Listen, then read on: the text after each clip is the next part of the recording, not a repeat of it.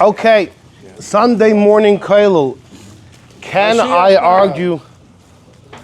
Sheikh now. Can I argue on the Rambam? That is the title of the shir. No. Well, okay, everyone can go home, take a plate of food and go home. The answer has been given.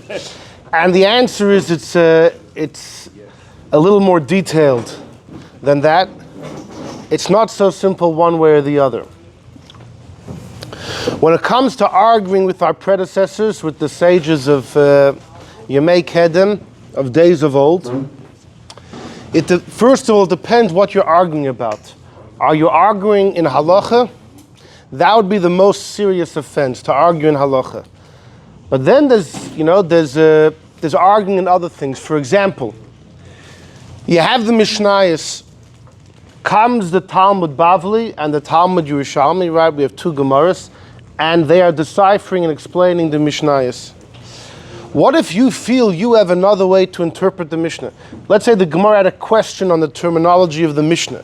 The Mishnah seemed to contradict itself. Something is missing. Something doesn't make sense. And the Gemara quotes an Amoraim, or often more than one Amoraim, to explain what the Mishnah means. What if you have another pshat in the Mishnah? A good pshat. And you're not arguing with the Gemara in halacha. You're just saying, I think this is actually the pshat in the Mishnah. You give your own interpretation.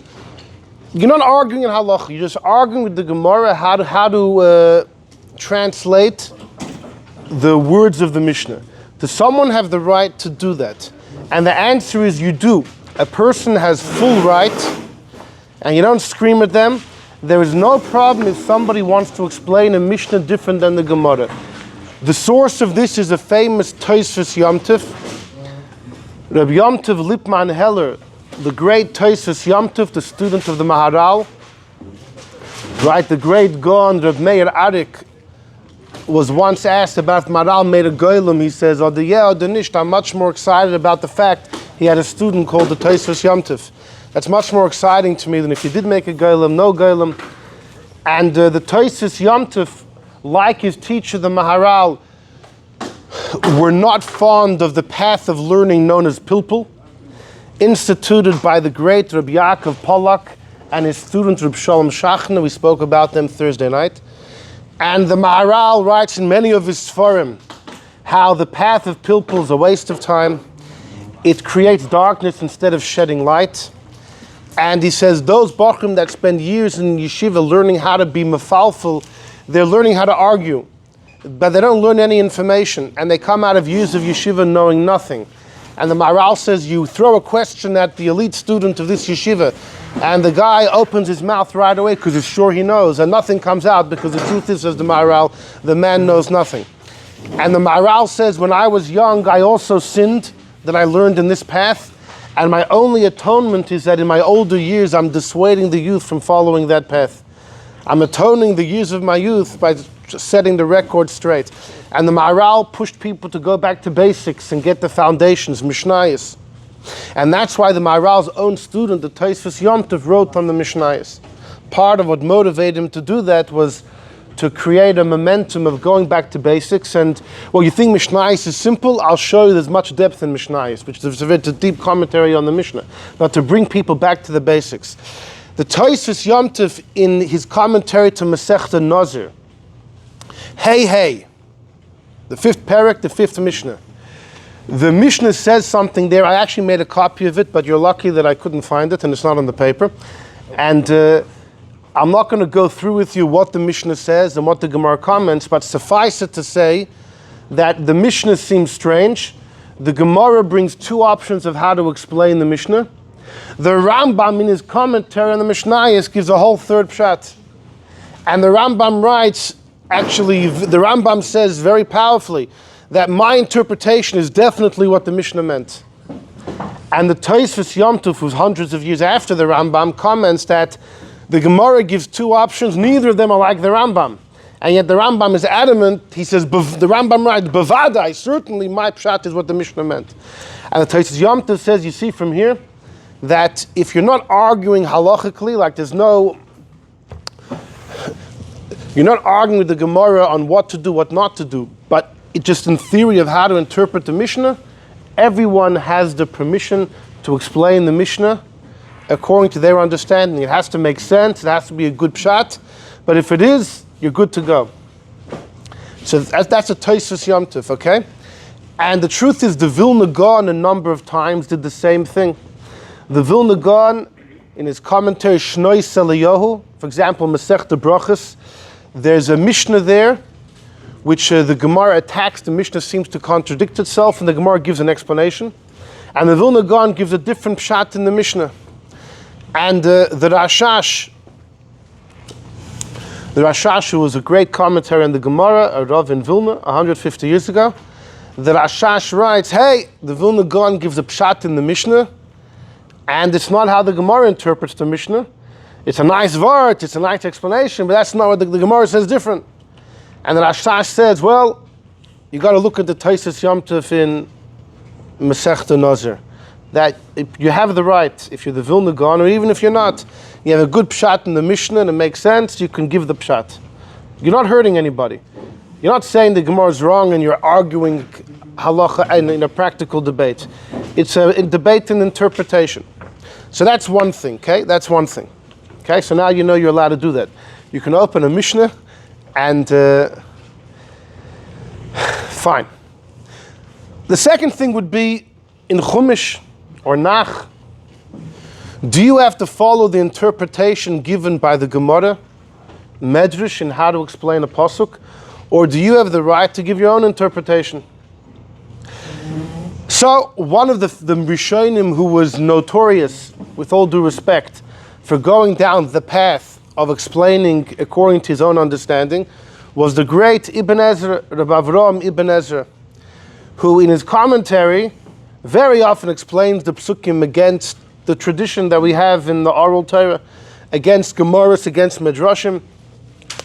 And in number one, there's a comment of the Maharal. Okay, so the Ibn Ezra passes away in the mid to late 1100s, and the Maharal is in the 1500s, so it's quite a while later.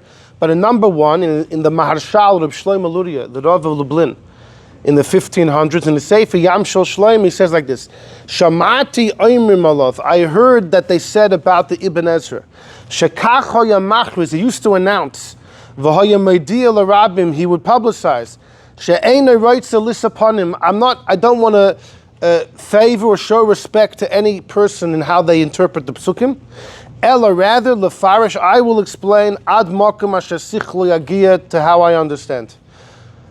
I'm not going to bow to the Gemara, the Medrash. I'm coming to explain the psukim according to my simple, narrow understanding.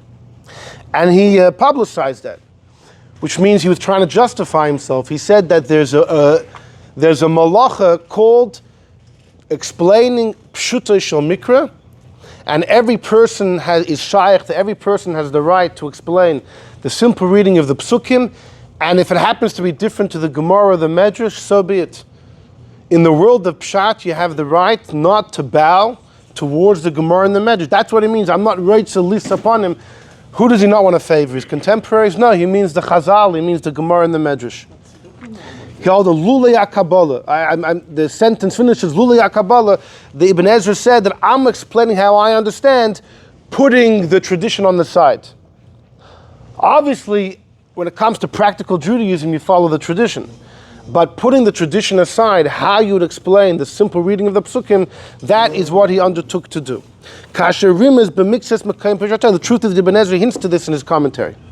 He would say, Lulei HaKabbalah, he said, the Ibn Ezra sometimes writes, if not for the tradition, I think it means this and this and this. So you clearly see that it's all in the world of theory. Nonetheless, says the Yam Shel Shlomo, Loy tzadku dvarav be'einei, I'm unhappy with what he did. Well, if he died, the way it appears to me, shekvar nosan alav hadin, he was found guilty for this. Ki nosan yad leminimu l'tzedukim. The Ibn Ezra is one of those personalities that all Jewish circles marshal as their own. In the Frum circle, the Ibn Ezra is one of us. In the Reform circle, they look at him as one of them. It's like many Muslims look at the Rambam as one of them. There's a big Muslim Islam philosopher who said that I read the Rambam's works and I feel like he's a Muslim just like me. Anyhow, so by the Rambam, the Reforms, by the Ibn Ezra, the Reform community quote Ibn Ezra, he's one of us, to explain Tanakh the way you understand. And the Maharal already says, 500 years ago, Nosan Yad L'Minim, he opened the door to Minim and Tzedukim. Ulakali Amun, people that have difficulty in belief, they love the Ibn Ezra. Look, you don't have to accept what you don't want. I've seen the affliction. I've seen it, says the Maharal. Now it happens to be that Ibn Ezra is not the only one that went down this path. Rashi's own grandson, the Rashbam, the great Rashbam, Rashi's daughter Yocheved had a son, Reb Shmuel, the Rashbam. He often explains the psukim against Gemara and Medrash as well. In fact, the famous Rashbam, when it comes to the sale of Yosef, the psukim say that Yosef was in the pit, and other people, Yishmaelim came, and or Midyanim came, and they pulled Yosef from the pit. Rashi, if you look in the psukim there, Rashi has to kind of chop up the pasuk there to explain that it was the brothers that took Yosef from the pit and sold him. The Rashbam believes it wasn't the brothers that actually sold Yosef. He says, if you look at the psukim, the Rashbam says the oimek pshat, the depth of the pshat will tell you that the brothers were busy eating their meal after they threw Yosef in the pit. You think they were eating right next to the pit? How callous would that have been on their behalf to enjoy a meal, vayeshu lech olechem, to eat bread next to their brother who's crying for his life? They moved away, and they were on some type of hill, and they saw from the distance that that other people were coming, a caravan was coming, and the truth is, the brother said, maybe let's go sell Yosef. The truth is, says the Rashbam, this caravan reached Yosef before the brothers. They took Yosef from the pit, and the brothers never knew what happened to him. And there's a lot to talk about that. And the Rashbam's not the only one. The Chizkuni brings that, Rabbeinu Bechai, etc. So there were a whole host of people who also felt you could. Now, if you look in Gemara or Medrash, the brothers, Mechiras Yosef was always the brothers. But then you have a group of Pashtonim, those that learn the simple reading of the Psukim and come to a completely different understanding. It's not according to the oral tradition, but it's the Pshat and the Psukim. In fact, the Rashbam writes in the beginning of Parshas Vayeshev, I was once sitting with my Zayda, Rashi, and I was arguing with him about how to explain the simple reading of the psukim. And my Zayda told me, you know what, you're right. If I had time, I would have to write a new commentary based on the new insights that come to me every day. That's what the Rashbam writes. And people ask, does that mean that Rashi had regret about his commentary? So there's an explanation given. No. Rashi was doing something completely different than the Rashbam. Rashi would never explain the story of the sale of Yosef against the tradition of Gemara and Medrash. Rashi wants a kid, a 5-year-old, who's starting to learn Chumash, to learn Chumash through the eyes of Chazal. And that's why Rashi is always quoting from Gemara and Medrashim. He wants the kid to get that. There's a more basic level of pshat where you don't pay attention to the Gemara and the Medrash, you just focus on what the psukim seem to tell you. Now Rashi's not doing that. Rashi told the Rashbam, though, that I hear what you're doing. It's not what I did, but it's a good idea. I should write such a commentary, explaining the psukim based on simple pshat without leaning towards the Gemara and the Midrashim. According to this, Rashi wasn't regretting what he did. He was saying, what I did was a different work. What you, Rashbam, are telling me today, you're right. I should write a commentary like that. It's a different type of commentary. And that's what the Rashbam was engaged in as the Ibn Ezra. But you see, the Maharal, he comes out with his guns blazing against the Ibn Ezra, to the point that the Maharal continues that I have an issue with the Rambam. Because the Rambam wrote in a letter to his son, Rabbi Avraham, that you should delve into the commentary of the Ibn Ezra. And the Maharal was so unhappy with the Ibn Ezra's commentary, it leaks, so it spills over that he directs his anger to the Rambam for even supporting the commentary of the Ibn Ezra. Rashbam writes about being day first and night afterwards. Yeah. We had a long shir about that once. What? We had a shir about that once, yeah. The Ibn Ezra actually had a dream. Anyway, it's fine. The Ibn Ezra fought against that. So, by the way, interestingly, although the Ibn Ezra was a major rationalist, He was deep into astrology, in contrast to the Rambam, who didn't believe in astrology at all. Although the Rambam and Ibn Ezra were very close in some matters, when it came to astrology, east and west. As much as the Rambam didn't believe, the Ibn Ezra was gung-ho into astrology. No alchemy, no astrology. What's next? Rambam is right. Okay. So that's when it comes to arguing on psukim.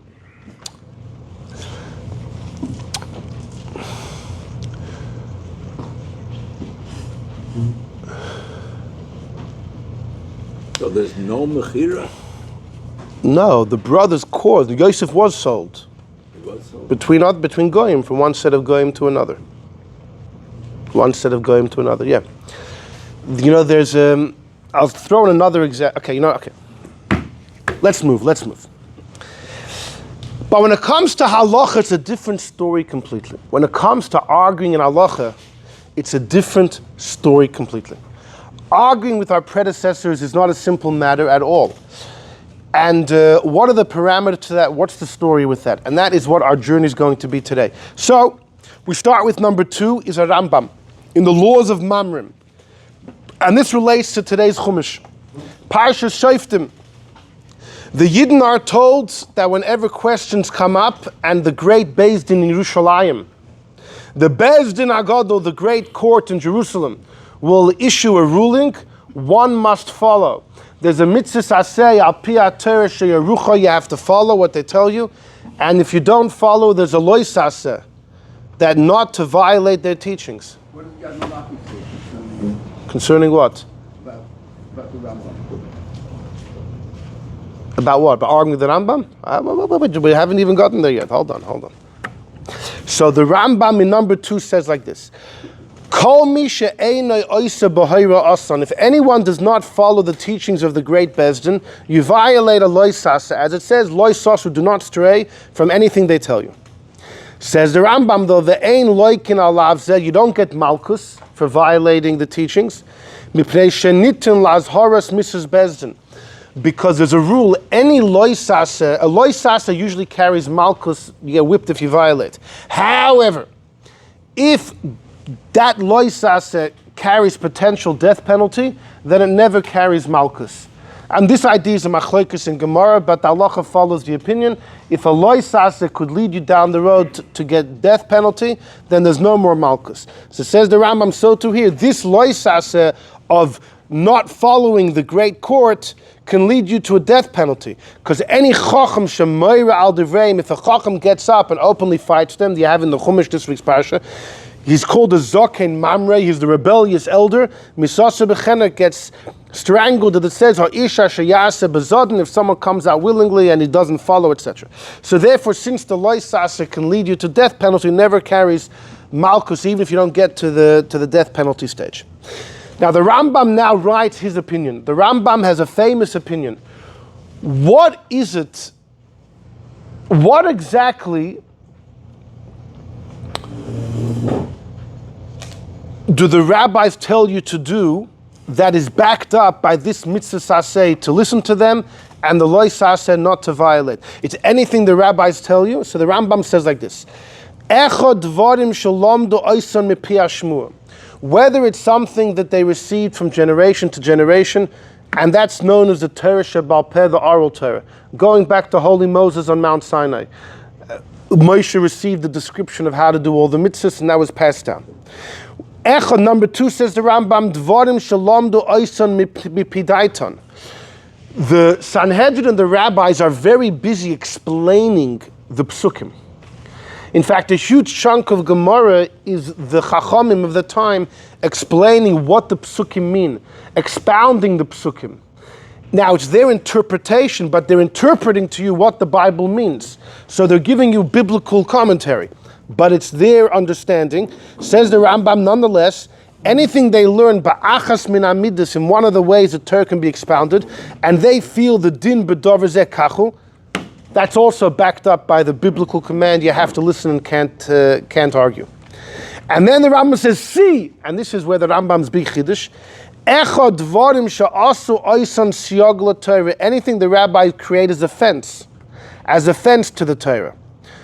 Right? Muksa on Shabbos. Anything the Chacham said, don't have chicken and milk, you might have meat and milk.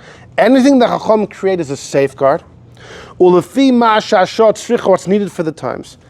And the Rambam says this itself is divided into three. Veheim gzeiris, if they create a decree, or takonis, they make a takona, bench licht Friday night, bench Chanukah licht, etc. Make a bracha before you eat.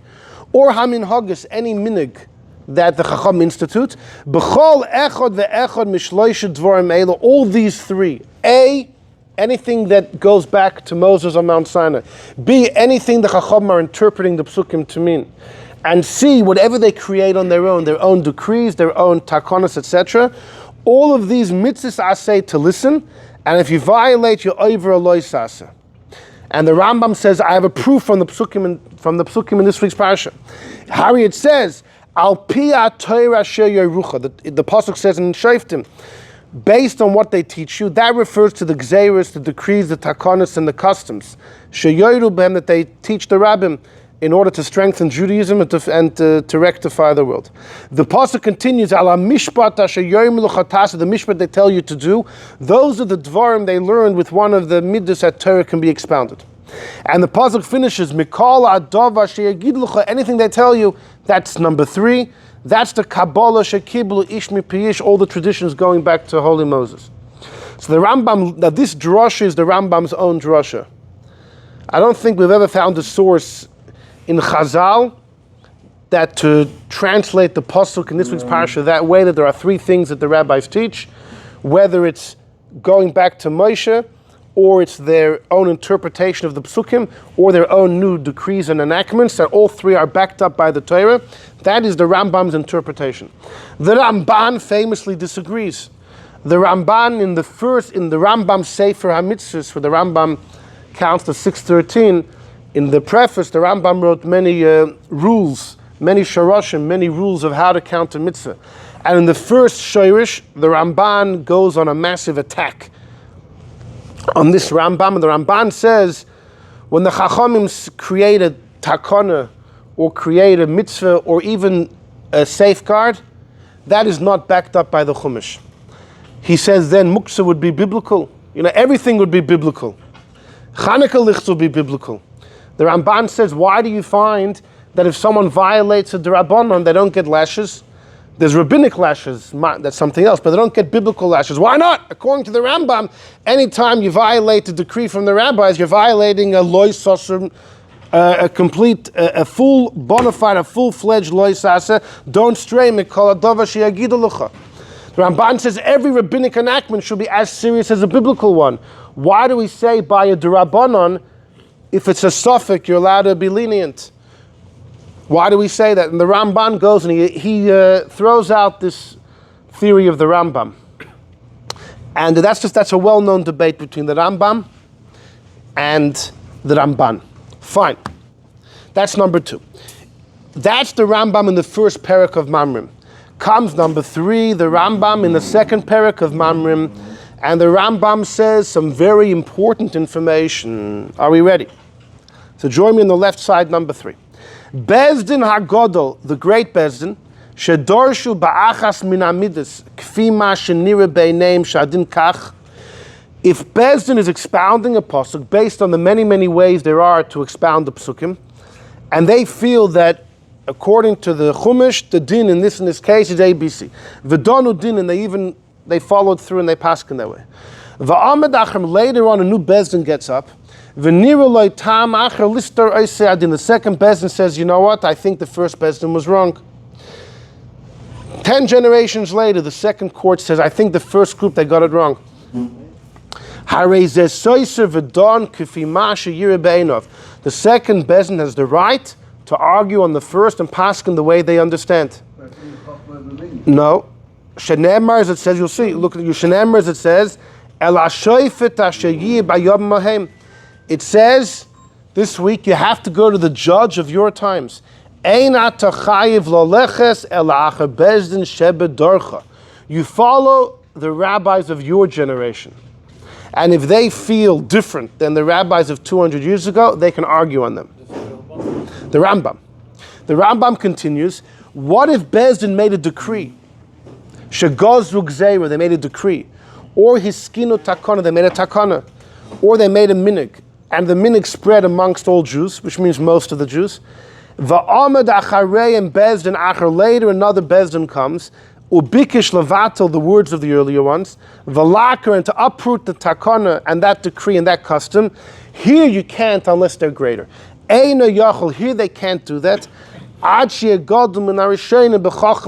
Until you are greater than the first, both in wisdom and in numbers.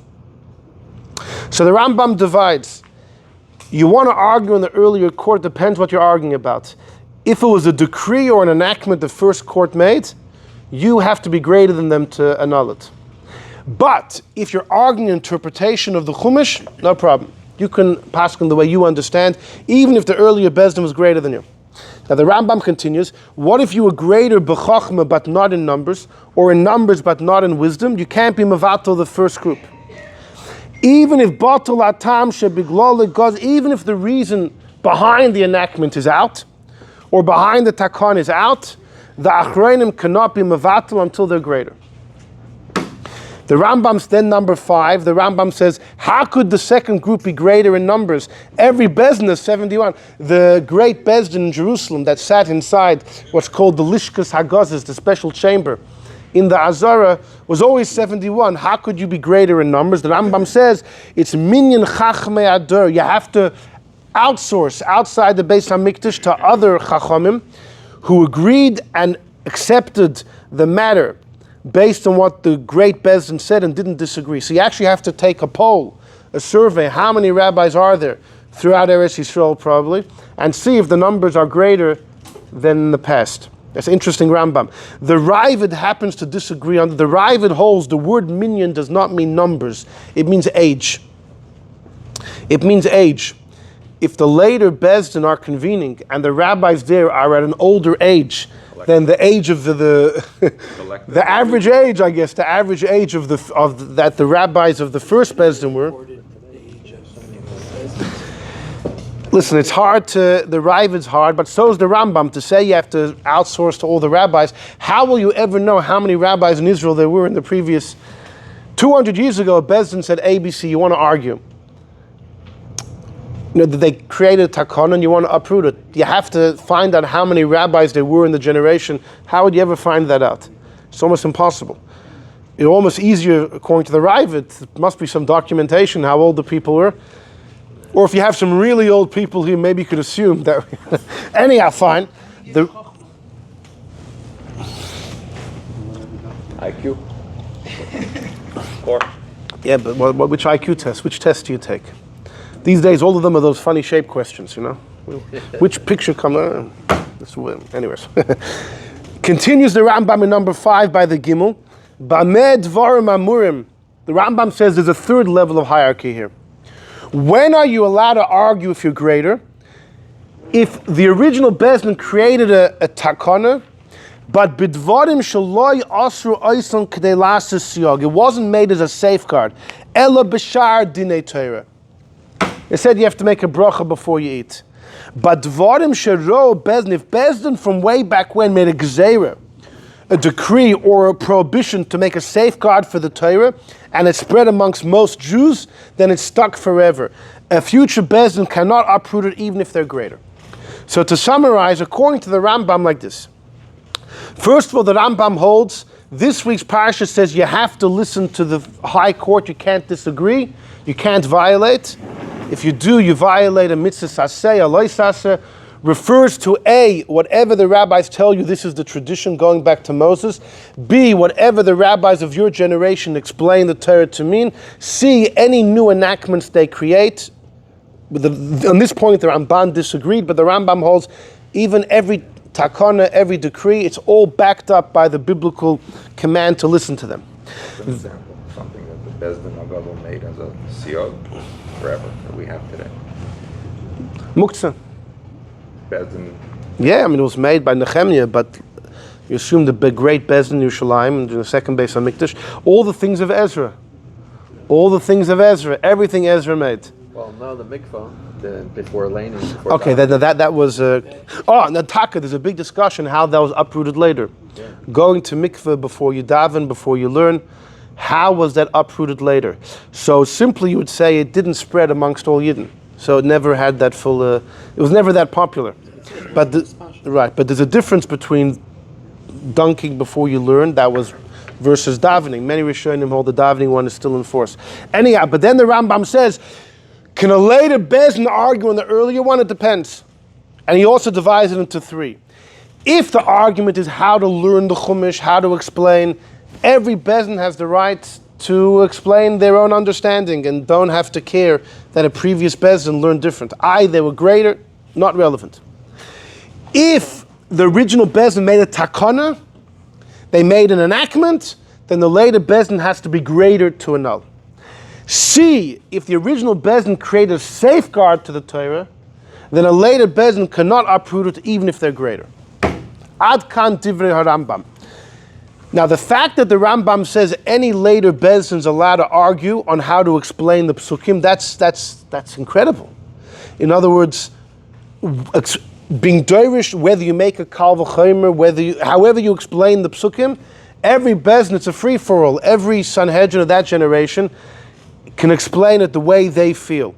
Now, the Rambam's not the only one that says it. In number 7, the Yad Rameh, Rav Meir Halevi Abulifia, great rabbi in Toledo, Spain, one of the first ones to come out against the Rambam.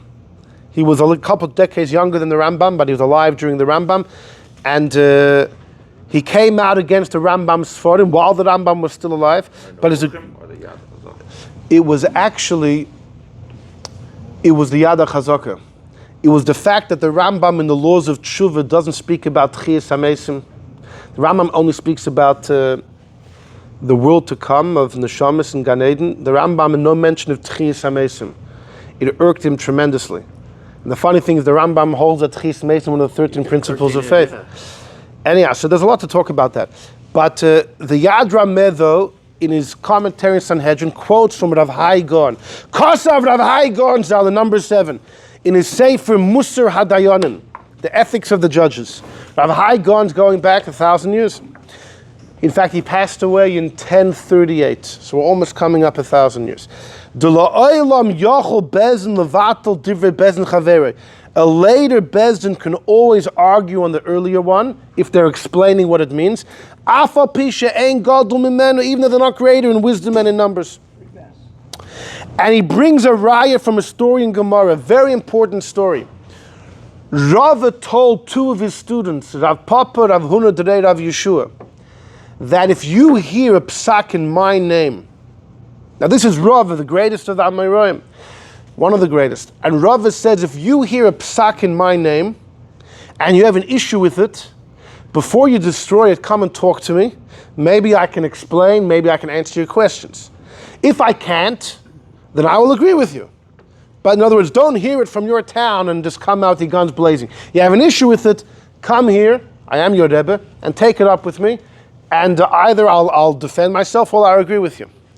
But then Rava says, what if you hear things in my name after I pass away? Rava passed away young. And Rava said, this is what you do.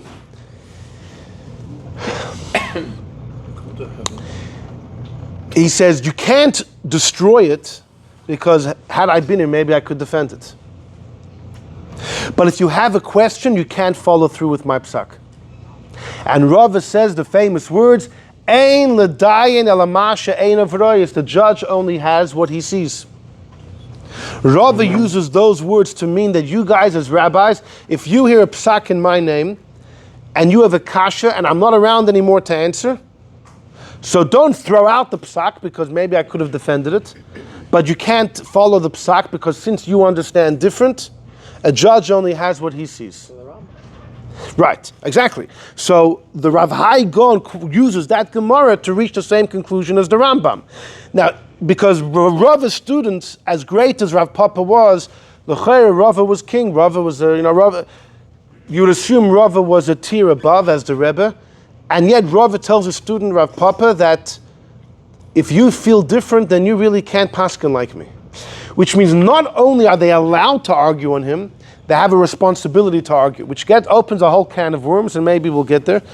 But continues Rav Haigon, Rav said in number 7, 4 lines in, Ki asi piska didina didi, if a psak in my name comes in front of you, and I'm not here anymore, right? And we just said that if you have an issue with it, you can't paskin like that. So Rav Haigon says a later authority, although they're in a lower stature, they have full reign to paskin the way they understand. V'had the Tanan Aida, the famous Mishna, that ein bezin yachal avatal divrei bezin chaverei, a later court cannot argue unless they're greater. Mukim law b'gzeiris v'takonis bezin. Rav Haigon says that's talking about when the earlier bezin creates a new enactment, not when it comes to explaining something, exactly like the Rambam. And v'hachi mistaber, the Yad Rameh goes with this Rav Haigon. So it's not just now. There's no source in clear in Gemara to this. You have that story of Rava. You want to infer from that story this major revolution. But that's what Rav Haigon does, the Yad Rameh says, and the Rambam says. Was Rava in the Betin?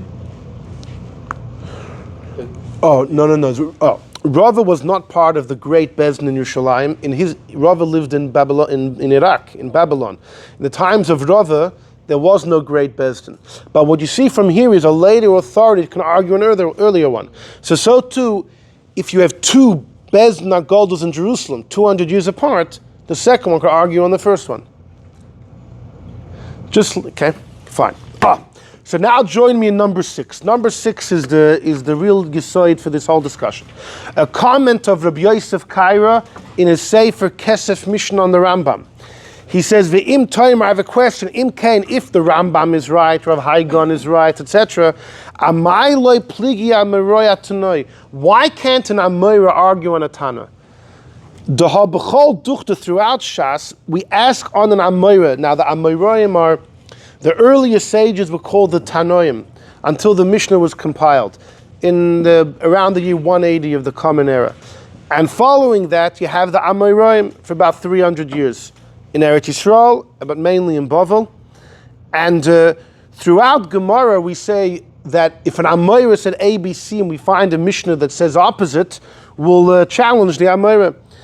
And if we ask him from a Mishnah or a Brisa, and the Amoraim has to say, Ana Darmiki Hai Tana, that Amoraim has to defend himself, well, there's another Tana that I follow. An Amoraim has a right to choose between two Tanoim. That's never a question. An Amoraim can decide between two Tanoim who he wants to take.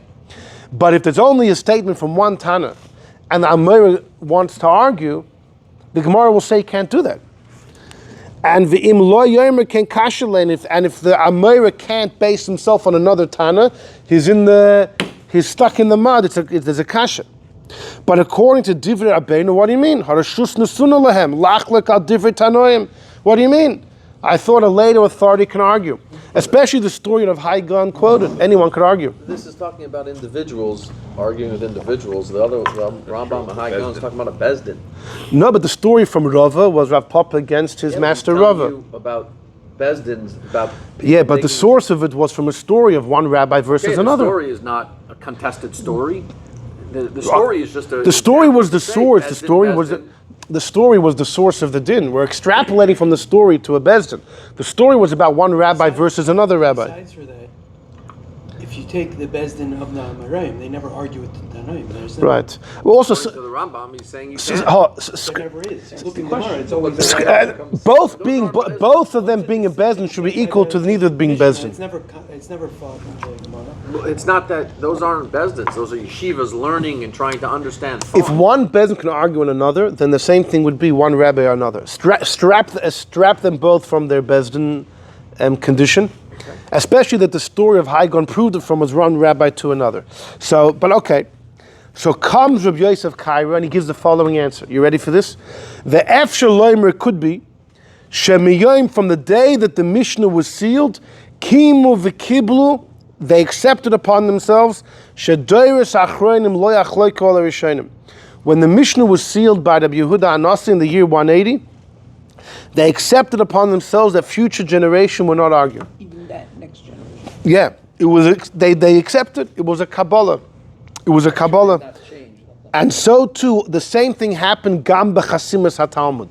The same thing happened when the Gemara was sealed. There were about 7 generations of Amoraim. It was sealed in generation number 6. You have Ravina and Ravashi. Ravashi is the famous one who really got the job going, but it finished in the next generation by Ravashi's son Mar, the master, and by Meremar. And says Rabbi Yosef Kar, when the Talmud was sealed, that miyoyim shenechtem, from that fateful day around 450 of the Common Era, loy nitin rishus l'shumadam lachlaklov, there's no more permission to argue. So he says you have to say they accepted upon themselves. When the Mishnah was sealed, no one argues. Then there's 7 generations of Amoraim, then the doors opened. Very often an Amor from generation number 6 will argue on a guy from number 1, because it's all the same. But once the Gemara was sealed, again, it's off limits. No one can argue on the Gemara. So, what? So what happened then? It's basically proving disagreement with Rav Hai Goyim. You can't bring a proof from Rava to Ravashi. No, that's within the Gemara itself. Right. No, so therefore, imagine you're in Eretz Yisrael during the second Beis HaMikdash, 420 years. A Bezdin at the end could argue on a Bezdin in the beginning. And at that point he would agree. He's saying because once it's Mekubal. But it only happened twice. By the Mishna and the Gemara. Right, but in the time that there was... You can't bring a proof from there. You can't bring a proof from Rava and Ravashi. No, because within the Amoraim you can. Right, so that you could do. No, but you could extrapolate, let's say, during the second Beis HaMikdash, which was 420 years, any later Bezdin versus an earlier one, you would compare to Rav and Rav Papa. As long as it wasn't accepted. Right. But it was only accepted twice. Once by the Mishnayos. He doesn't say like by the Churban. Not only by the Mishnayos and by the Gemara. Now hold on. Join me number 9. By the end of the Handshake Nesagdela, it wasn't accepted that whatever they said, I don't know. It's just twice. He's bringing out twice. Right. Can a later generation disagree with those ones? Right. So Bechlal, this Kesef Mishnah is hard to understand. Everybody asks, where did this Kabbalah take place? How come no one ever heard of it? What did all the rabbis convene together in the stadium and they said, we take upon ourselves never to argue? What? It's the definition of Simson. Right. Now it does say that Rabbi Yehuda Anasi gathered all the rabbis he was able to together. And so did Ravina and Ravashi. When Ravina and Ravashi put the Gemara together, they were living in Bavel, right? Well, they wanted to get records of the past 6 generations of all the discussions that happened in the different yeshivas. So rabbis came from all over Bavel, from all the different yeshivas where they had records of the conversations. Well, there was Bavel. Yeah. Well, the Gemara does say within Bavel there was communication, right. But they were you had to travel a bit. You had to travel. No, so they all, it's like all the rabbis of Florida getting together by a kinnis, and they all say, no, what do you remember? Or what do you have written down? Yeshivas had records of conversation that happened 100 years before. And Ravina Ravashi selected from a vast amount of information, and they made the Gemara, which although the Gemara is this big, you can imagine how much information, the amount of folios they must have gone through. Exactly. Well, they must have had tens of thousands of folios that every student in the yeshivas would have written. And therefore this work was it wasn't just 2 people, they had all the rabbis together. Apparently when they did that, they accepted upon themselves, we won't do it again. The question people ask is, wait a second, what if the Rambam is right that a later Bezdin can argue on the first, why can't we argue on this Kabbalah itself? Why can't all the rabbis today say, you know what, just like we could overthrow what the Amoraim say, we're going to overthrow the tradition that they accepted upon themselves. Why can we overthrow that itself? Look at number 9. Rabbi Elchanan Wasserman, right, the great student of Reb Chaim Brisker, in number 9, he writes the following in his Sefer Kovetz Shiurim. He says, "V'tzarich iyun lahavin Kabbalah zu mativa." What's this Kabbalah, the acceptance that Rabbi Yosef Kar is talking about? Bama koicha yafa. Why is it so powerful? Why can't we also argue on that? The same way you can argue on anything an earlier Bezdin says. So why can't we argue on this Kabbalah, this acceptance that they all took upon themselves? ba'atzma. Just like you could argue on the Gemara, B'loi kabalazu, just like you could, in theory, you should argue on an earlier source, even the Gemara.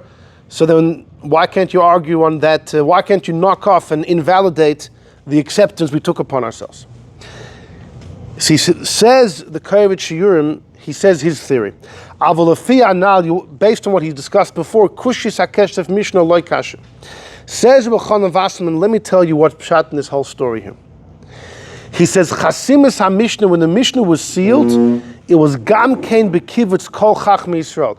When Rabbi Yehuda HaNasi sealed the Mishnah, he gathered all the rabbis in Israel, or Reuben, or most of them. Says Rabbi Chanan Wasserman, you know what happens when you gather the majority of rabbis together? You become the Beis Din HaGadol of Jerusalem. Although you're not in the Azara, you're not in your particular spot in a special chamber there. As long as you have the majority of rabbis of the generation and they convene together, you become the great court of Jerusalem. And he says, he says that they become the koyach of Beis Din HaGadol of Jerusalem. Va'asu l'shum adam lachlech, no one can disagree. Why can't I disagree with his disagreement?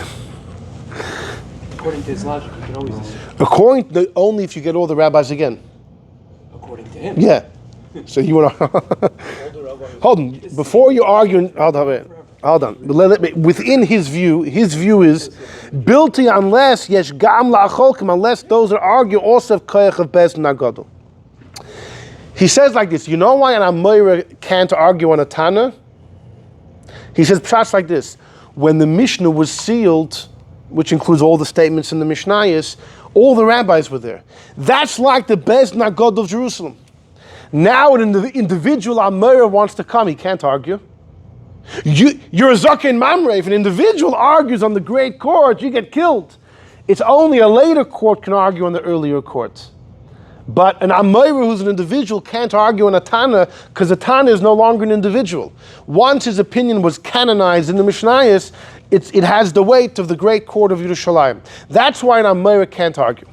But then he continues.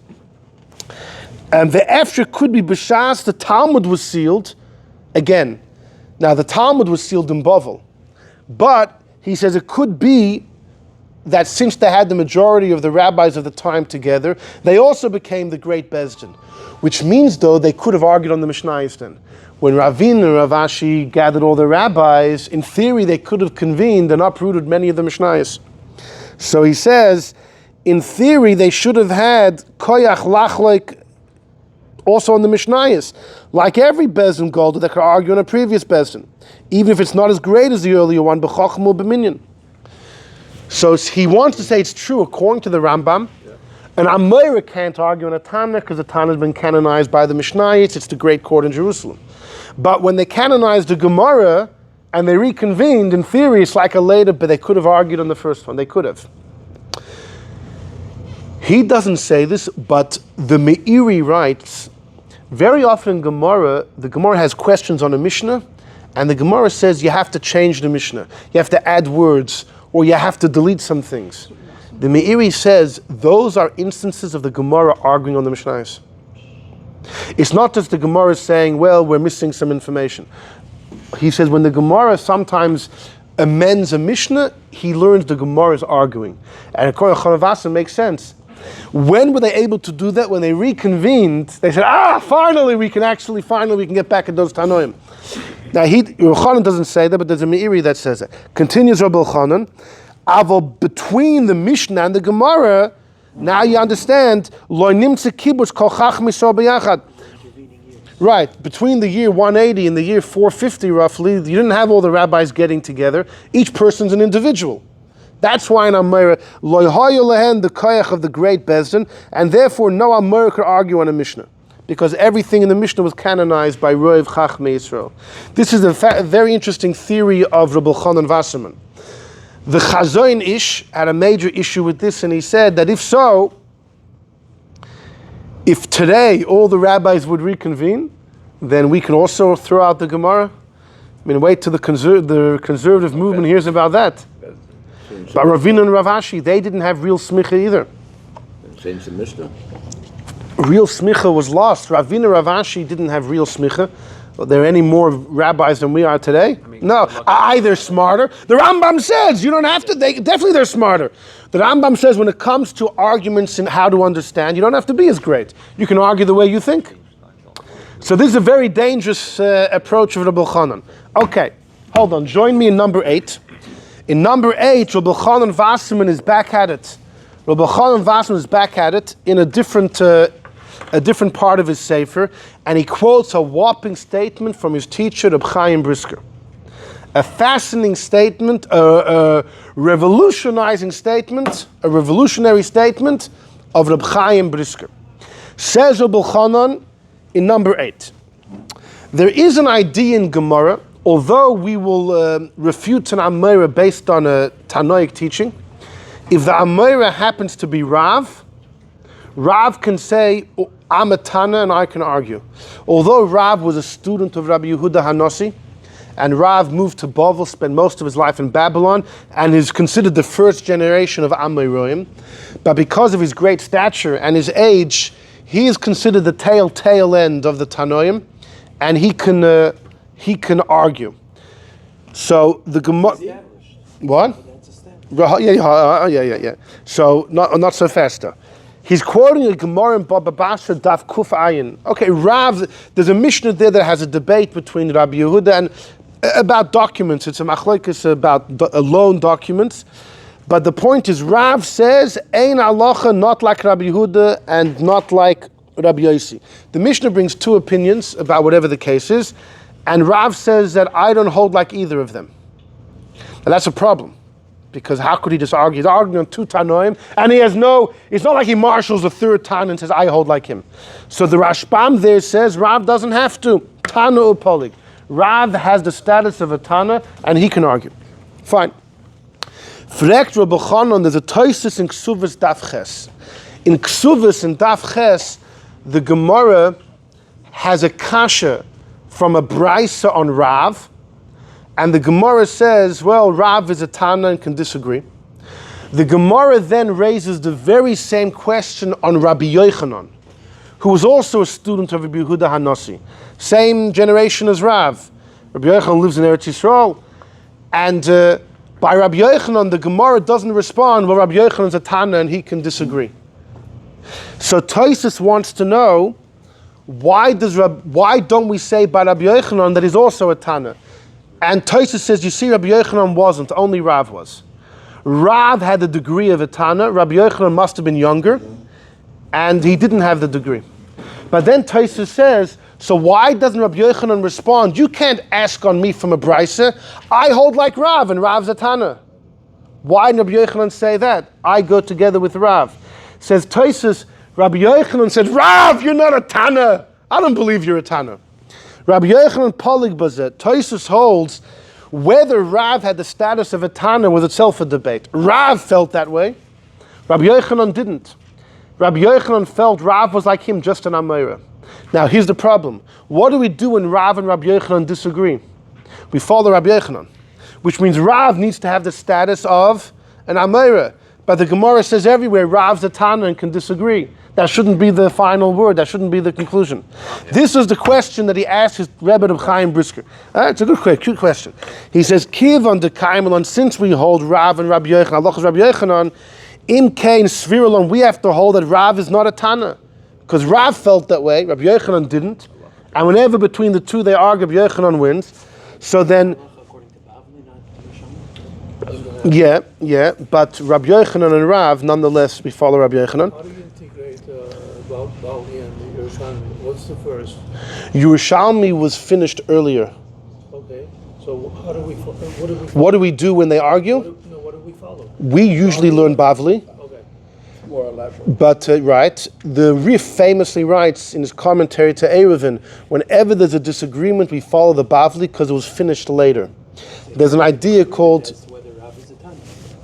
But the Gemara itself, the Bavli is quoting the disagreement.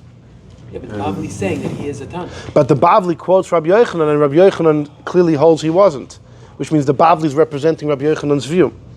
So this is listen. Had you been there, you could have told Rabbi Rabbi Chanan, there's other ways to get out of his question, but he says the bottom line should be Rabbi Yochanan's right, and Rav shouldn't be able to argue on a Tana. V'kasha eich paskinon hacha. How in Baba Basra do we go like Rav against a Mishna, which is only based on the fact that Rav's a Tana, but Rabbi Yochanan holds his not, and that should be the final word. The Davar Zeh I asked from my teacher, Moiri V'Rebbe Hagoyin Reb Chaim Alevi from Brisker. I asked Reb Chaim Brisker, the Heishiv, do you know what Reb Chaim answered? You'd never believe it.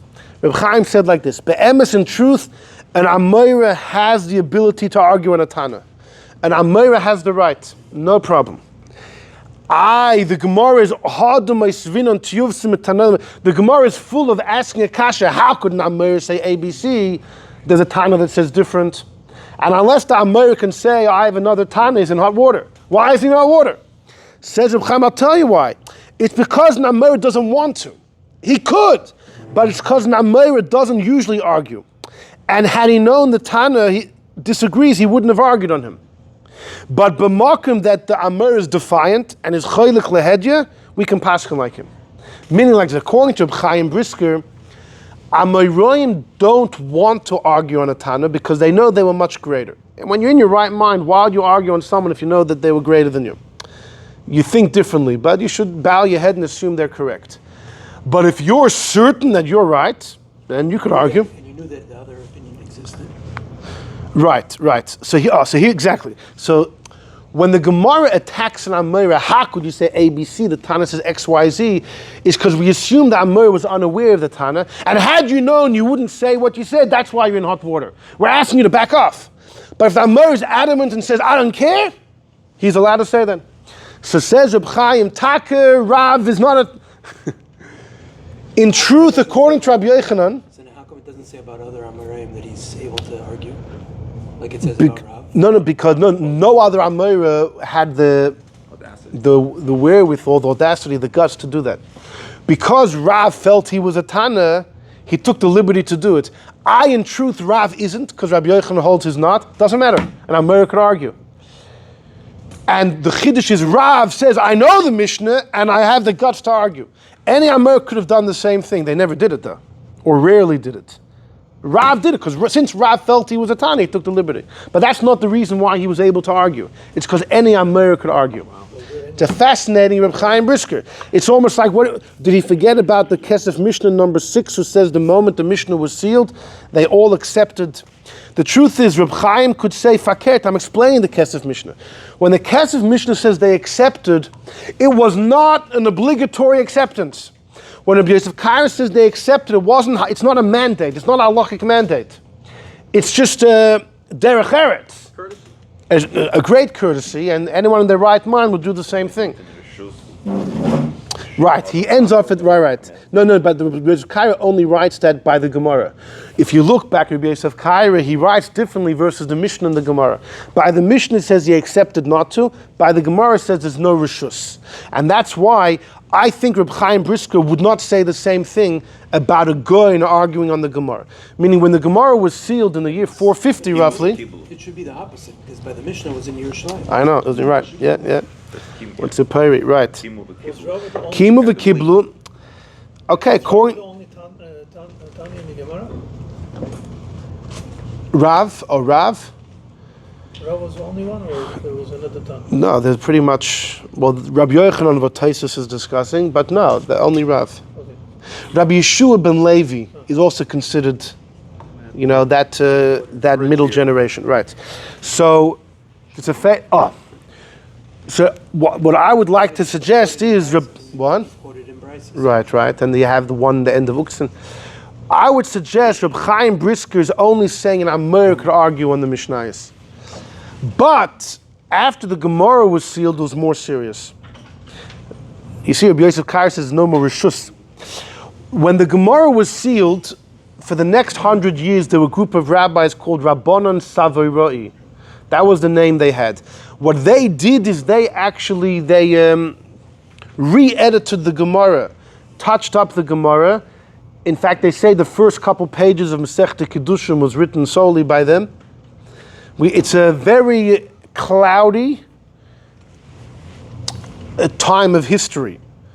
We barely know their names, how long they were, but this is the tradition that there were 2 or 3 generations or so where they touched up on the Gemara. So I don't know, maybe they felt that they were still the tail end of the Gemara and they still had the right to add some things. After them were the Geonim, going for about 400 years, from around the year 550 to around the year 1000, give or take. And right, the Geonim don't have the right to argue on the Gemara. I think Reb Chaim Brisker would agree with that. Join me number 10 at the bottom. This is a statement of the Maharal. We actually had it a couple weeks ago, but I put it on again. The Maharal was famous for believing the last person I have to listen to are those that put the Gemara together. But anyone from then till now, the Maharal is in the 1500s. So he's saying anyone in the last 1,000 years, I don't have to accept their opinion. If I question it and I feel they're wrong, I can argue. The Maharal he stood out in that. And in number 10, he writes an incredible statement. The Maharal says, Bedin Teiku, if the Gemara is a question, ends up with a Teiku. That the Gemara, a Teiku means that it ends with a question. Then Nistema Habaye Betalmud. Then the question in the Gemara ends as a question. There's a question mark as a full stop. V'loi nifshit, it wasn't solved, and no reshus is given to any goyin in the world to solve it from a Mishna or a Brisker or based on logic. Because since the Gemara says it ends as a question, if you're trying to solve it, you're like arguing on the Gemara of Rashi. Just like Ein Liyashiv HaTiyuvsa, if the Gemara says a Tiyuvsa, the Gemara challenges a statement from an Amoraim, from a Tanaic source, and the Gemara has no way to resolve it. It says Tiyuvsa, that the Amoraim is thrown out. No one later has the right to answer the question and bring that Amoraim's opinion back on the table. But says the Maharal, there are many questions in the Gemara that just weren't solved, and the Gemara doesn't say Teiku. Gemara is a question, it doesn't solve it.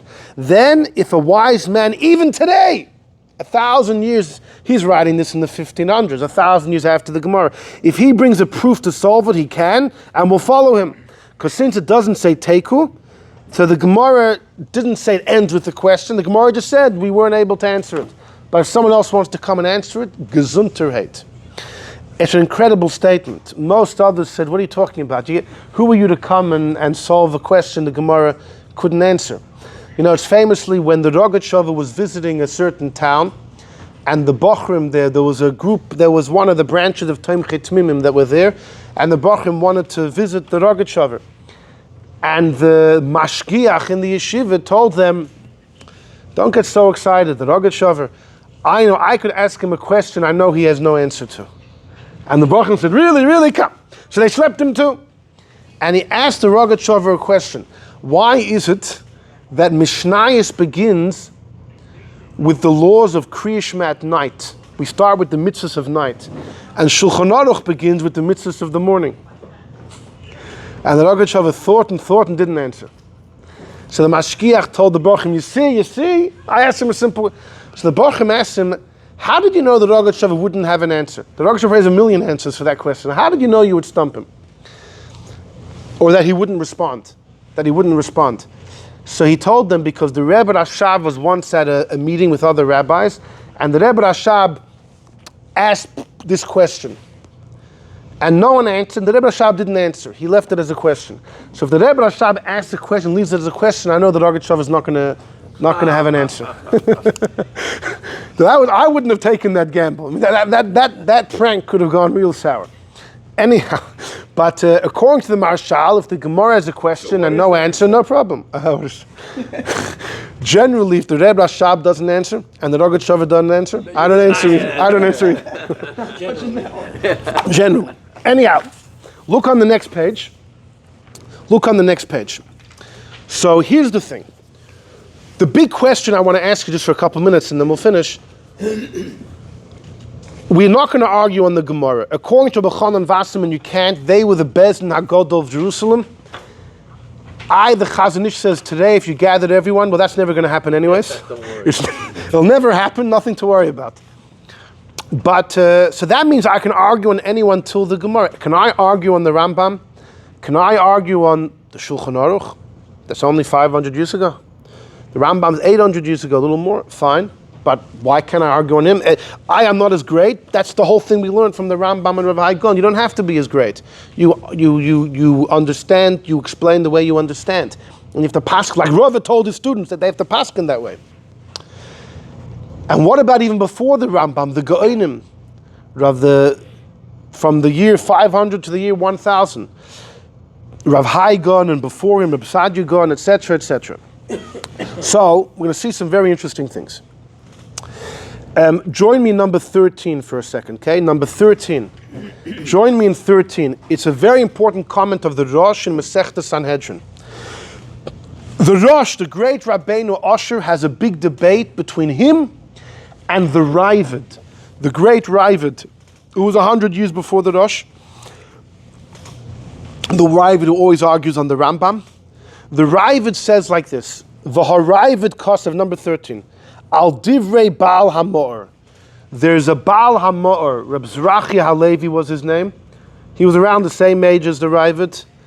And the Baal HaMo'or writes, okay, if a judge is judging a monetary case and he gives a psak, and the verdict, the psak is off, right? It's off. A week later, the litigants find out that this rabbi made a huge blunder. Like, what was he doing? Is the verdict binding? Okay? So it's a Gemara Masechta Sanhedrin that discusses, well, it really depends what type of blunder it was. And it generally divides them into two. One of them is called Toya Bidvar Mishna. If the mistake was a horrible mistake, it's a clear halacha in Mishnayos, it's a clear, well-known halacha, the guy just forgot or was unaware. And there's another category called, if this mistake was bishikul hadas, it was a bad judgment call, which the Gemara describes that, let's say there's two opinions in Gemara about what the halacha should be, and this judge went like A, unaware that the rest of the world has already been doing B for 100 years. You know, that's a standard has been to do B, and he does A. Now, he's a scholar, he knew, and he felt that A is more reasonable. But it's not the going practice. It's called making a bad judgment call. And it's very different if the mistake is in judgment, in shikol hadas, versus if it's a mistake b'dvar Mishnah. The ramifications are very different about whether you have to you appeal the entire case and redo the entire case or not. Without going into those details, if you want, you could check up Siman Chaf Hey of Choshen Mishpat and knock yourself out. The truth is, if you can't sleep and you need to knock yourself out, it's a good place to go as well. So in number 13, the Ravid says that the Baal HaMor quoted a certain wise man. Emes Amar Chacham, that Chacham was right. This Chacham said, if a judge gave a verdict in monetary cases, and it was against the psak, not against the Gemara, it was against the psak of the Gaonim. Now they're arguing about this in the 1100s. If a rabbi gave a psak, it's against a Gaon from 200 years before that. Because he didn't hear it. Lo shama divreim. But ilu shama, had the judge in the 1100s heard that in 300 years before, this and this Gaon said ABC, he would have changed his mind. Ubebira, that's called Toya Bidvar Mishnah. That's called a whopping error. A Rishon, really, that's out of line.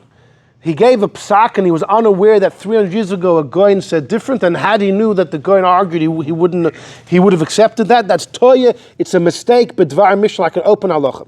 Now the Ravid continues, that I believe, Karav Ani Loimar, that even if he knew what the Goyen said and said, I argue on him, he has no right to do that. The Ravid holds a Rishon cannot argue on a Goyen. Even if this, we refer to them as the Rishonim, the early scholars, the medieval scholars in the 1100s, if he would argue on a Goyen based on a reason, Lefi Daitoi, that he disagrees with the Goyen, it's Toya Bidvar Mishnah. The Ravid says you can't do that. You can't do that. Ein lanu ata lachlek al divrei Goyen. You can't argue on a Goyen from a raya, from your own mind, to understand it differently.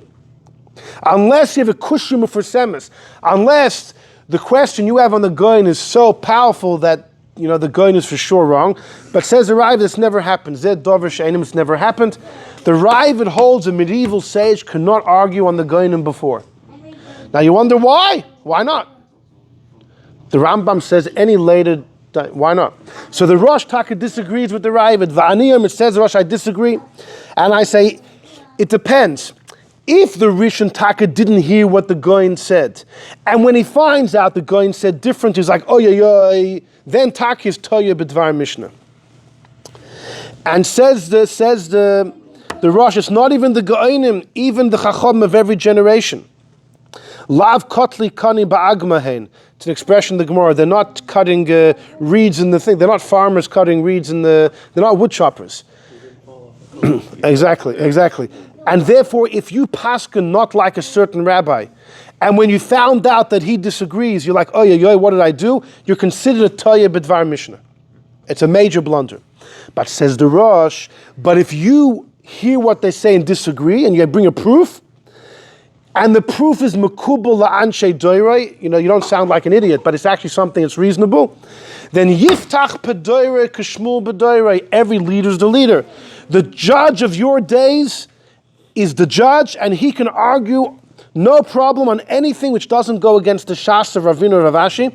You can be Soiser and Boina even to argue on the Goinim. So it's a well-known debate between the Ravid and the Rosh. Can a Rishon argue on a Goin? The Ravid says no, the Rosh says yeah. The Rosh says yeah. In Shulchan Aruch, the Ramah quotes the Rosh. That the Rosh, and the Ramah says like the Rosh, that in theory you could argue all the way back. But if you notice, the Rosh says the Raya has to be Mekubal La'anshe Doirei. The Raya you bring has to be something which is reasonable and accepted by the people around you. Reb Betzalel Ashkenazi, the author of the Shittul Mekubetzes, okay, so 1500s he was in Egypt with the Arizal. He authored the Shittul Mekubetzes on Gemara. Reb Betzalel Ashkenazi was his name. He has a letter where he says that Taka, from after the Gemara was sealed, you can argue on anyone, but the Raya that you bring has to be something that the Chacham of your generation accept. If not, then you have no authority to argue. Now it seems to be that the Rosh says the same thing, but here's the Shaila. Does the Rosh and the Shittim Gletzes mean that everyone has to agree with you? Or just they don't think you fell off the moon? When he says the Raya has to be received by everyone, does that mean that everyone has to agree with you? Then what's the Chiddush? You have one Rishon said something years ago and everyone today argues. That makes sense that you could argue. So I think my gut is that the Rosh and the Shittim Gletzes don't mean that everyone has to agree. But they have to hear your Raya and nod their head and say, listen, I wouldn't, it's your call, but I hear what you're saying. So I think the stress is not that they agree with you, but just that they don't disagree with you. And then you as an individual can argue on that individual. But that's all in the world of the Rosh. The Ravid holds no. A Rishon cannot argue on a Goin.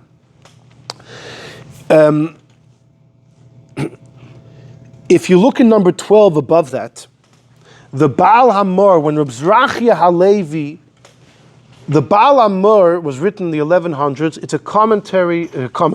It's critique on the Rif, on the great Rif, who was a generation before him. And when the Baal Hamor wrote his critique on the Rif, he got such backlash. Who are you, a young guy coming to argue on the great scholar of the previous generation? So the Baal Hamor wrote the following. He says, the minig is a minig that all the Chachamim do. And he quotes a beautiful thing in number 12, the top of the page. Sorry that the 12 is half cut off. He says, there was a great Chacham called Ibn Janach. Rabbi Yoina Ibn Janach was one of the great grammarians. He was in the early 1000s in Spain.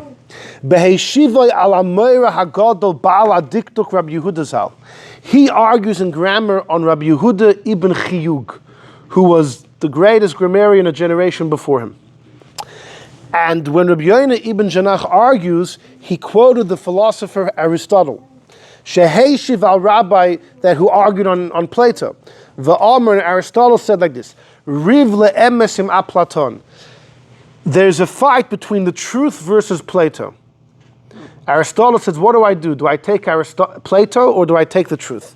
V'shneihem ahavnu, I love both. I love my Rebbe, I love the truth, but the emes, the truth, is loved even more. V'amar oid, and he continued, I am not here to be goyrei, I'm not here to diminish from the mile of this person and to lower it by arguing. No, fakert, by discussing his words, I'm being magdal.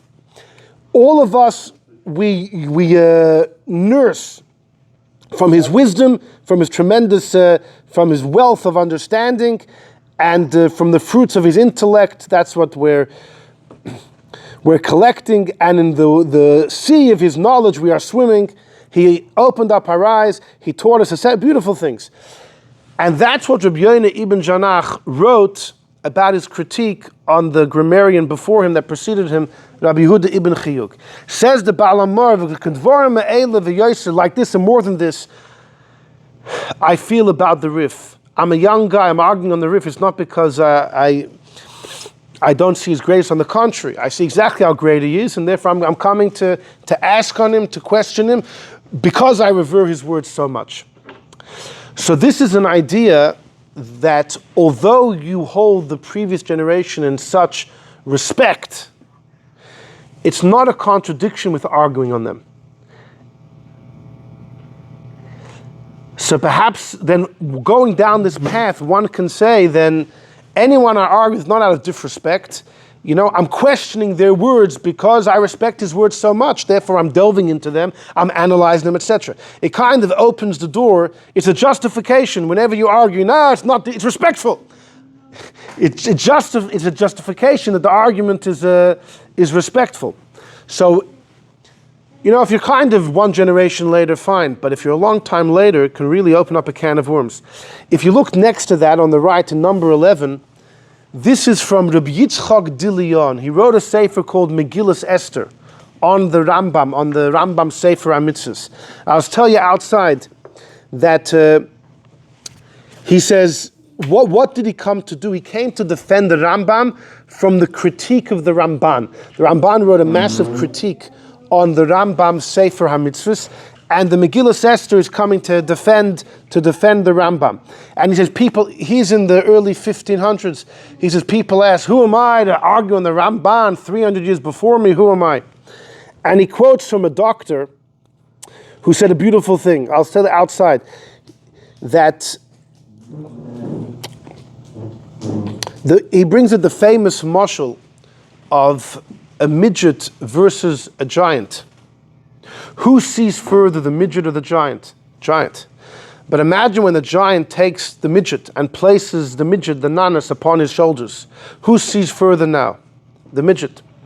See, he says, the sages of back in the day were much greater than us.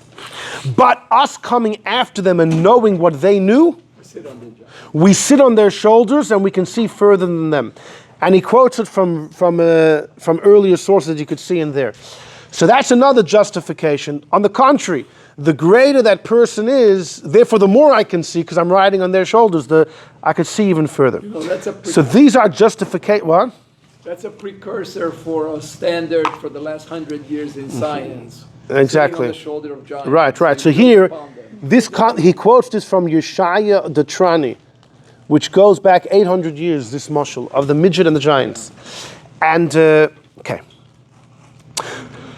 So as far as a Rishon arguing on a Gaon, it's a debate between the Ravid and the Rosh. Okay.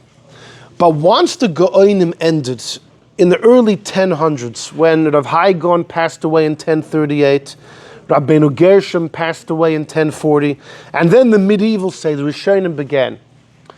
So what then? Can I argue on them? Can I argue on a Seder 800 years ago? So if you look in number 14, this is again the Yam Shel Shloima. The Maharal says, he has a big debate with Rabbi Yosef Kolon, the Maharik. Rabbi Yosef Kolon, the Maharik, lives in Italy in the 1400s. The Maharal is in the 1500s. The Maharik said, I cannot stick my head into a debate of Rashi and Rabbeinu Tam, who were 300 years before me. Ava, look at number 14. Mashakasav Sham, he writes, who can stick their heads between the great mountains of Rashi and Rabbeinu Tam to decide who's right? And for sure, us, the Ma'arik says, I'm an orphan of an orphan. Says the Maharal number 14, Bozeh, I don't agree with him. Bavada Yiftach Padoire Kishmul B'Dor. It's a Gemara in Rosh Hashanah. Yiftach in his generation is like Shmuel in his generation. And the Maharal says that, like I'll prove later, and therefore the Maharal says in the 1500s I can take a time machine, rewind the clock 400 years, enter a debate between Rashi and Rabbeinu Tam, and I can disagree and I can decide who's right. I can decide who's right and who's wrong. And his proof is because the Rosh argued against Rabbeinu Tam. Even now, the Rosh though is in the 1200s exactly. Right. No, the Rosh was part of the Rishonim, but the Maharal says, who cares? There's no difference. The Maharal says, just like the Rosh, who's a later generation compared to Rabbeinu Tam, can argue on him, so too I can. The Maharal famously held, you don't have to listen to anyone since the Shas was finished. The floor is open. The floor, exactly. Just like the Rosh said in number 13 that he could argue on. The Rambam very often argues on the Baal Halachas Gedolos, who was 600 years before and 500 years before him or something. And the Rambam, we don't know exactly when he was, we don't know who wrote it, but the Rambam has no problem arguing on the Baal Halachas Gedolos about how to count the 613 mitzvahs. The Ramban, in his introduction to his critique on the Rambam, says, it pains me so much how rabbis dismissed the Gaonim from 400 years ago, 500 years ago. The Ramban says, no, it's my mission in life to defend them. Part of what drove the Ramban to defend the Bahag against the Rambam is the fact that you don't just argue with people from generations ago. There needs to be a certain respect, a certain understanding. And the Ramban was life mission to defend the rabbis from back in the day. The Rambam felt like the Maharal, that, and like the Rosh, the floor is open. The floor is open. What about the Chinuch? The Sefer HaChinuch? He's asking when he does the 613. He also did the 613. Oh, you're just following the Rambam. Oh, he's following. Right. So, in number 16, this is a very important letter of the Alshich. The Alshich wrote a very important letter. I'm going to read number 16 is a very important source. It was a question about a partnership and about a loan with interest. And he quotes a Maharik, the same Rabbi Yosef Kalon from Italy. He says, Afal Gav the Svaras Maharik. The Maharik is against Tosfos and the Smag, who lived in France, fine. Lo Yala, don't think to say, well, the Maharik is Basra, we hold like him. There's a general rule, we follow the later authorities. It's not found in Gemara anywhere. I said the Rif quotes it in Erevin that we go like the Bavli versus Rishonim because it came later. It's a tradition from the Gaonim that the moment Abaya and Rava came on the scene, we now follow the later generation. And people always quote it today, halacha kabasra, you always follow the later generation. Really? So if I argue in the Rambam, not only I'm allowed to, you have to follow me, I'm the Basra. You know, in the letter of the Tzemach Tzedek, the famous letter about beards, so somebody, a big Rav, wrote a sharp comment that I better hope Mashiach comes soon, because until he comes, people like the Tzemach Tzedek and others will continue to argue in the Shulchan Aruch, and we're going to have to follow them because they're the Basra, they're the latter authority. So Mashiach better come soon to halt this process. That's what he wrote. And the Minchas Elazar quotes it. Ooh, and you could feel the Minchas Elazar's blood boiling.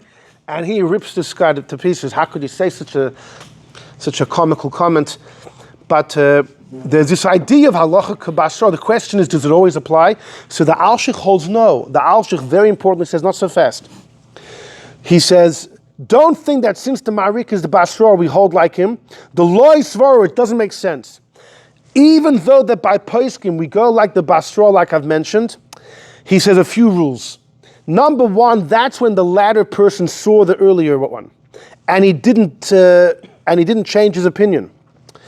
If the latter authority saw the early one, we say like this. Here's the cheshbon. Person A 1,000 years ago said ABC. Then Johnny come lately, another guy comes and says XYZ. He knew the first guy said ABC. He had questions and he said XYZ. But we don't know that the first person was aware of the second guy's argument. The second guy is aware of the first guy. We don't know the first guy is aware of the second guy. This is a logic that the Rosh brings why generally we follow the latter opinion. So says the Alshich, Obviously, if the second person didn't see the first one, then that whole logic unravels. Then Adarabba, the halacha follows the first guy. Because maybe had the second guy seen the first guy, he wouldn't have said what he said. And he says, in this case, the Ma'arik didn't see the Tosafos, he didn't quote it. And therefore, I'll tell you, had he seen, he wouldn't have said what he said, so it's out. But then he says, Va'oid, about halfway through number 16, Va'oid. He says a whopper. Ad kan, we don't say halacha kabasroi, the latter ones, compared to the first ones, only when they're in the same era. Between Amoraim, the latter one versus the earlier one, no problem. But if the gap is like between an Amoraim and a Tana, we don't say that between a Tana and Amoraim, halacha kabasroi. We say fakert, the Amoraim can't argue. Only in the same era could you say the halacha follows the latter era. If it's in a different era, you have no right to argue. How do we calculate errors? Well, There are established calculations. no, when the Rishonim ended, it's not so clear. It's not so clearly. Each one the same. Within each one is the same. But Not after saying that, each era the same. okay. It's Right. the same as- Go'inim, exactly, right. In other words, with the Ravid distinguished between Go'inim and Rishonim. Who said the Ravid would say the same thing between Rishonim and Achronim? So, Because there was no ceiling after that, after the Gemara. There's also no yeah, but so there is the end of the Go'inim is documented by the Ravid in his Seder HaKabbalah, which is a sefer on history, and he says that the Go'inim ended in the early 1000s, and he says the first, he doesn't call them Rishonim, he calls them Rabbanim. He says the first of the Rabbanim were three people: Rav Shmuel Hanagid, Rabbeinu Chananu, and Rav Nisim Gaon. And the Ravid says they were the first of the Rabbanim. So he does codify that there was a clear end of the Goyim beginning Rishonim. The Chari is from the earlier generation. He was older. He's the Rav of that group. He didn't, because these guys were Sfardim and he was Ashkenazim. So they didn't, right, in theory. You know, actually, the entire shiur is really categorized into two sections. One of them is that they respect the fact that you have to take into account the current environment. In other words, it's not in Eretz Israel. Everybody is in Galus, and you have to take the environment of where they live. It's a very clearly established. The second one does not, and it says we simply go by the siyum of the Mishna and the Gemara and the older ones. We can't challenge it. So that's really where we are today. Okay, the question is after the Gemara. Anyone in the last 1,500 years, if you don't like what they say, can you argue? Or do you have to bow your head? It's not a question of arguing the Gemara. It's a question of a rabbi passing judgment on a mishpat, you know, on the Or any halacha. Well, If there's a certain halacha which is said by, I don't know, a rabbi in France in the 1200s, and that's what he said, and I find today I have too many questions on it, I have proofs against it, can I argue? Somebody in the 1900s, 1800s, for instance, goes Yeah. to, there is not the big Beit Din anymore, and everybody's in Galus, Right. but there are local laws, so you have a question of business, where two people, like you mentioned, there's a loan and then so on. So the Rav, to be able to make a judgment, has to take the local law into consideration. Yes, So that's also. why it's not really a challenge to the Gemara, but Well, that's by your monetary law, judgment- but there are many areas of Judaism besides from monetary law. Okay, aside from monetary, all the judgments has to take local law also. No, it's not monetary. Only We're not dinner talking de about malchusa Shabbat. We're dinner. not talking about No, the I am. 6:30 I am talking about. I am. Only by monetary law, but.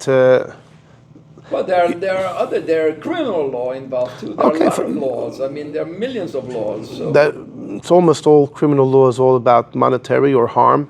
Harm. Okay, fine. Well, I mean, That's still Nezikin. Fine. so Okay, imagine, point taken. Imagine if a Jewish, if in the late 1800s they said that you are now subject to 40 lashes. What about the local law? You know. Right. Well, there are many times that the rabbis say something only for the time and the place, and they never meant it to be binding in the future. So the Alshich says like this. He says this fascinating thing. He says, except for Rav who could argue, He says anybody else, any other Amoraim, if he's against the Mishna, is up the creek without a paddle. And he says the Ma'arik is in our generation. Now the Ma'arik is in the 1400s, the Alshich is in the 1500s. They're 100 years apart, from birth to birth. The Alshich says he's my generation. He has no right to argue on Taisus, even though Taisus was only 200 years before him. That's funny. The Ma'arik's 100 years before the Alshich. He's my contemporary. He's Alshich, but from Taisus, Ma'arik from Taisus, 200 years. Too much, can't argue. But Akoponim, it's a fascinating Alshich. The Alshich says the Ma'arik has no right to argue on a Taisus because those 200 years. Now, when exactly did the Rishonim end? There's no official time. You see, the Chazon Ish believes the Nemuke Yosef was the last one. Rabbi Yosef Chaviva, who passes away in the early 1400s, 1420s. That's the end. So the Ma'arik was born then. He was a kid. The Ma'arik lives through the 1400s. Now, to say that the Ma'arik has no right to argue and is not a Basra, it's a big chiddush of the Alshich. According to the Alshich, for sure, not only I can't argue on the Rambam, I can't argue on the early Achronim. Let's assume that the medieval sages ended sometime in the 1400s, and after that it's called the Achronim, the later scholars, which were still in that era today. But I'm going to argue on the Ramah 500 years ago? The Alshich would say I'm nuts. Australia, what's his name? Breaks it up into Maharal. Yeah, but so the truth is, amongst the Achronim, who were the ones that would argue on the Rishonim? How many later scholars took the liberty to ask and argue on the earlier ones? Very few. The Maharal, we know for sure the Maharal in every sugya goes to the drawing board and doesn't favor any commentary. The Shagas Arya, Rabbi Arya Leib Ginsburg, in the times of the Baal Shem Tov, felt that way too. The Shagas Arya, in his halachic response, he goes to the drawing board and he brings ironclad proofs from Gemara for every argument he makes, which is why it's such a difficult sefer. Every argument he makes, he brings ironclad proofs, but it's incredible. He'll quote a Gemara and you really have to have the Gemara crystal clear, and he'll ask questions and somehow prove from the most smallest subtleties how from the Gemara you can deduce a proof against a statement from a Rishon, and if he feels it's a good proof, that Rishon is out the window. And next, we move on. He felt that way. The Vilna Gaon, in some areas of halacha, felt he went against the Rishonim as well. But the people were few and far between. In number 15, there's a letter from the Noida B'Yehuda where somebody asked him a kasha on the Maharshal. And I have to, due to lack of time, the person asked on the Noida B'Yehuda, how could the Maharshal say whatever he said if in Shulchan Aruch there's a law quoted from earlier sources against him? And if you look at number 15, 3 lines from the bottom, the Noida B'Yehuda in Prague in the 1700s says, Ani Toma, I'm wondering what your question is. You're asking on the Maharshal from the words of other poskim. Gavra agavra kardomis, you're asking one man on another. Afilu al gdolei rishonim, we find the Maharshal would argue on them. Because libay kalev hari, the Maharshal's heart was the heart of a lion. He would argue on the greatest rishonim. Did the Alter Rebbe ever argue? Later on in life. In the Siddur, the Alter Rebbe argued about Shkia. He and the Vilna Gaon made a number of changes in halacha. The Shulchan Aruch follows Rabbeinu Tam in Hilchos Shabbos that even after the sun dips below the horizon, you still have about an hour while it's still day until Ben Hashmoshes begins. And the Alter Rebbe later in life in the Siddur, he said, you know what, I'm not following Ben Tam anymore. I want to follow the Gaonim who hold that the moment the sun dips below the horizon, Ben Hashmoshes begins. And the Vilna Gaon did the same thing. That's an example. So, and you have the Rogachover. Right. The Rogachover in learning only quotes from a select few Rishonim. Rashi, Tosfos, a little bit the Ramban, but it's mainly Rashi, Tosfos, and the Rambam, of course. The Rambam is king, and the Ravid. But the Rogachover, anyone in the last 500 years was like, not going to quote. The Shailif, even if he learned their Sfarim. And we had a shaila about that in the last year. You can certainly say when he was younger, he you was have to younger. He learn did to disagree. the question right. The question is when it comes to halacha, because in one letter the Rogatchover writes to someone, chas v'shalom, to argue with the Ramah. Bottom line, you can have arguments going in all directions. I'm not going to argue with the Ramah. On the other hand, there is a letter where the Rogatchover argues on the Rambam in a certain halacha, and he says that even though the Rambam is so great and I'm nothing in it, but nonetheless, I think that I'm right, and therefore, and he argues on the Rambam. So the Rogatchover also felt that you really, in theory, you do have this right. He slapped a guy who was disrespectful to Rabbi Akiva Eiger. Right. So there is a story in number 17. It's an important story. There was a famous Rebbe called Reb Heschel of Krakow, way before Chassidus, in the early 1600s. The Reb Heschel of Krakow, the Rebbe of the Shach and others. And the story here, Reb Heschel was learning a halacha in Gemara, and he looked at the Maharsha. And he got angry at the Maharsha's commentary. He picked up the Maharsha, he cast it on the floor, threw it on the ground. And he was pained. Now, the Maharsha was about 40 years older than Reb Heschel. So, and Reb Heschel was pained. Why do people say the Maharsha is so great? He wrote this rubbish. He made such an error. He threw it on the floor. At that time, a certain Bocher walked in. He saw Reb Heschel, and they got into conversation. And Reb Heschel said, "You want to know something?" He told him about this comment of the Maharsha. And the Bocher said, "Hang on a second. Maybe the Maharsha meant this and this and this." And also Reb Heschel, like struck by lightning. Taka! Makes sense. It makes sense. He said, that's Taka what the Maharsha meant. And Reb Heschel, he took an oath never to write anything. Reb Heschel never wrote anything. He said, because what I did to the Maharsha, people are going to do to me. People will misunderstand what I wrote, and they'll cast my safe on the floor, etc., etc. What you see from this story, powerful story, is that often when you argue on those that are before you, it's possible because we don't understand what they meant. We're lacking in understanding. Reb Chaim Tzanzer, big Chassidish Rebbe, has a letter where he says to people who are arguing in the Noida B'Yehuda, who do you think you are to argue in the Noida B'Yehuda? You just don't understand what the guy meant. You guys are fools. So whenever you want to argue on someone before you, you have to think maybe the issues that you have is what we don't fully comprehend. So then the issue is like this. Rava told his students, Rav Papa, that if you disagree with my psak, paskin differently. Why? He said, you're not allowed to paskin like me. You have to paskin the way you understand. So what does that mean? That means a later person who knows that they're inferior in scholarship do they have an obligation to paskin the way they understand? Isn't that foolish? Shouldn't you just bend your head in humility and say, you know what, the first guy probably knew what he was talking about. So, the tradition that I was given is that it depends. Sometimes a halacha seems to you to be ABC. When you hear that a big guy said different, all of a sudden, you're not so sure anymore. You say, oh, wait a second, Taka, so then maybe you're not so confident. That's when you bend your head in humility and say, you know what? I think I'm right, but if that big person said different, it could be that person knows what he's saying, and I have questions on it, I'll attribute that to my shortcomings in understanding. And that's why you find in many letters of Poskim, a Posik will say, it seems to me ABC, but I'm not going to argue on that guy.